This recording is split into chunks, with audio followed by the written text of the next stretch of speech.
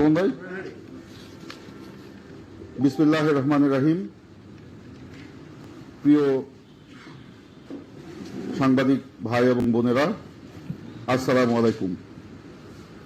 শুভেচ্ছা রইল। এই লকডাউনের সময়ও আমাদের আহ্বানে সাড়া দিয়ে আজকের এই প্রেস ব্রিফিংয়ে আপনারা যারা উপস্থিত হয়েছেন তাদের সকলকে আমার নিজের পক্ষ থেকে এবং আমার সহকর্মী নেতৃবৃন্দ সকলের পক্ষ থেকে জানাচ্ছি আন্তরিক কৃতজ্ঞতা। বন্ধুগণ, বাংলায় একটি জনপ্রিয় প্রবাদ আছে, সর্বাঙ্গে ব্যথা ওষুধ দিব কোথা। বর্তমান সরকারের দুর্নীতি, লুটপাট, স্বেচ্ছাচারিতা, দলীয়করণ, আত্মীয়করণ এমন একটা পর্যায়ে পৌঁছেছে যে এই প্রবাদটি বাংলাদেশের বেলায় এখন অতি প্রযোজ্য। মেগা প্রজেক্ট থেকে শুরু করে গ্রামগঞ্জের ছোট ছোট প্রজেক্ট, সব জায়গায় দুর্নীতি আর লুটপাটের মহোৎসব চলছে। এ যেন লুটপাটের এক স্বর্গরাজ্য।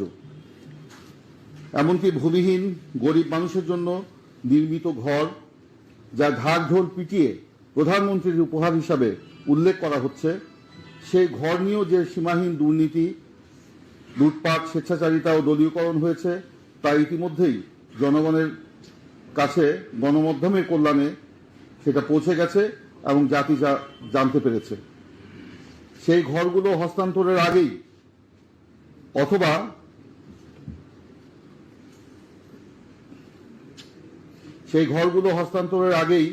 বা হস্তান্তরের পর 2-3 মাস যেতে না যেতেই যেভাবে ধসে পড়তে দেখা গেল, তাতেই প্রমাণিত হয় দেশে উন্নয়নের নামে কি চলছে, কিভাবে হরিলুট হচ্ছে। এছাড়াও গরিব মানুষের জন্য রাষ্ট্রের সামাজিক নিরাপত্তা বলয়ের বরাদ্দ, যেমন কাবিখা, কাবিটা, কর্মসৃজন প্রকল্প, বিধবা, দুস্থ, বয়স্ক, প্রতিবন্ধী ভাতা নিয়েও সরকারি দলের লোকেরা লুটপাট ও দুর্নীতিতে জড়িয়ে পড়ছে। যারা গরিব মানুষের হক নিয়ে দুর্নীতি করে তাদের দ্বারা আর যাই হোক জনকল্যাণ হতে পারে না। ভূমিহীন, গরিব ও অসহায় মানুষকে ঘর প্রদান নিয়ে যদি দুর্নীতি, লুটপাটের এই চিত্র হয়, তবে অন্যান্য ক্ষেত্রে কি ধরনের দুর্নীতি ও লুটপাট চলছে তা সহজেই অনুমেয়। সরকারের সকলেই এখন আপাদমস্তক দুর্নীতিগ্রস্ত।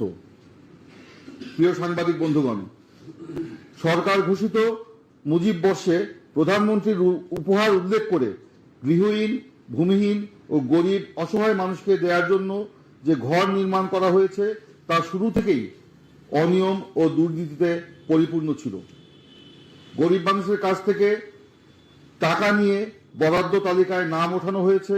জায়গা, জমি, বাড়িঘরের মালিক, এমনকি প্রতিষ্ঠিত ব্যবসায়ীদের নামেও অর্থের বিনিময়ে বরাদ্দের তালিকায় তোলা হয়েছে। অনেক গরিব মানুষ মাথা গোজার একটু ঠাঁই পাওয়ার আশায় পালিত গরু, ছাগল, হাঁস, মুরগি, আসবাবপত্র সহ শেষ সম্বল বিক্রি করে সেই অর্থ ক্ষমতাসীন দলের নেতাদের হাতে তুলে দেওয়ার সংবাদও গণমাধ্যমে প্রকাশিত হয়েছে।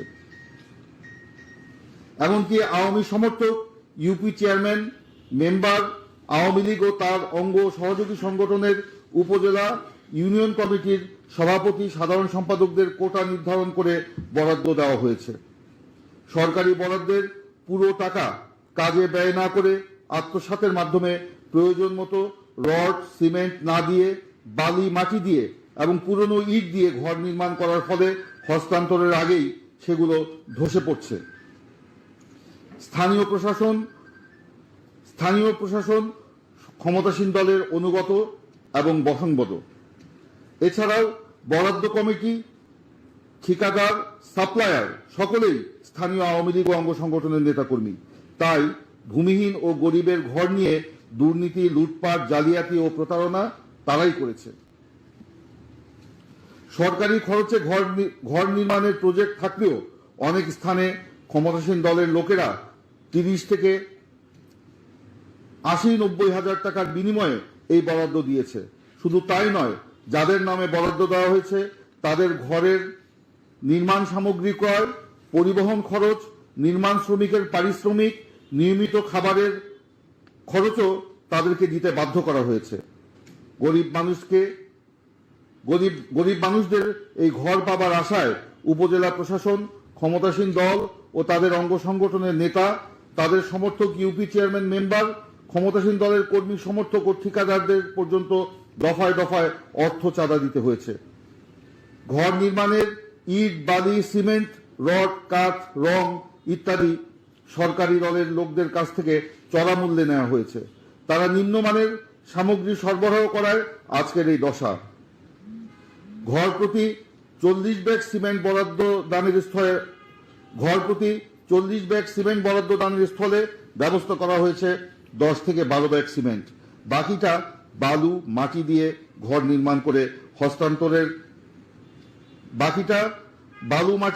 নির্মাণ করার ফলে আজকের এই দশা।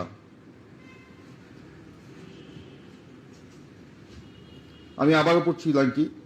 ঘর প্রতি 40 ব্যাগ সিমেন্ট বরাদ্দ দানের স্থলে ব্যবস্থা গ্রহণ করা হয়েছে 10 থেকে 12 ব্যাগ সিমেন্ট। বাকিটা বালি মাটি দিয়ে ঘর নির্মাণ করে হস্তান্তরে আগেই দুর্নীতি, অনিয়ম, লুটপাট ধরা পড়লেও সরকারের মন্ত্রী ও নেতারা জিরো টলারেন্সের কথা বলছেন।